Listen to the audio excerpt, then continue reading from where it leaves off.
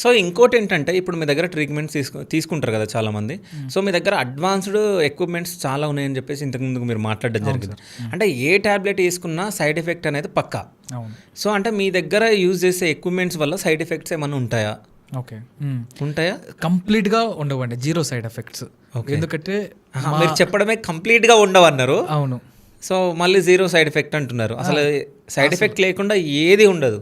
Side effects లేకుండా అంటే మనం ఏది ఇంటర్నల్గా వెళ్ళట్లేదు ఇక్కడ. ఓకే. మీరు గమనించాలి. ఏంటంటే మీరు ఇంజెక్షన్ చేసుకున్నా ఇంటర్నల్గా లోపలికి వెళ్తుంది. ఓకే. ఒక టాబ్లెట్ వేసుకున్నా ఇంటర్నల్గా లోపలికి వెళ్తుంది. అందరికి తెలిసిన విషయమే. పెయిన్ కిల్లర్స్ వాడారంటే వాళ్ళ కిడ్నీలు పోతాయి అని తెలుసు. అవును. కిడ్నీలు పోతాయని తెలిసినా మన పెయిన్ కిల్లర్లు అన్ని వాడుతూ ఉంటారు. రీసెంట్గా నా పేషెంట్ ఒకళ్ళు అయితే రోజుకి 3 నుంచి 4 రకాల పెయిన్ కిల్లర్స్ వేసుకుంటూ ఉంటారు, పెయిన్ తట్టుకోలేక.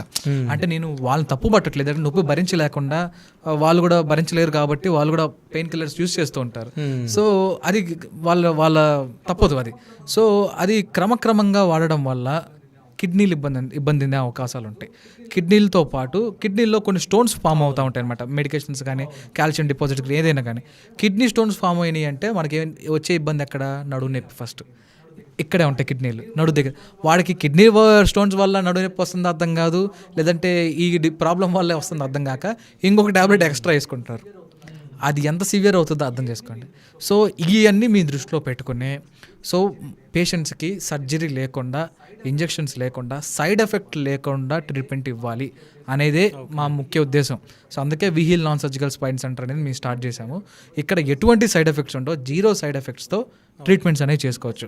మెయిన్గా ఇన్వెసివ్ ఉంటుంది అనమాట. అన్ని నాన్ ఇన్వెసివ్ ట్రీట్మెంట్స్, అంటే లోపలికి పంపించే చేయాల్సిన ట్రీట్మెంట్స్ ఏమి ఉండవు కాబట్టి zero side effects. Class 4 laser treatment అయినా, ఎలక్ట్రోమాగ్నెటిక్ థెరపీ అయినా కానీ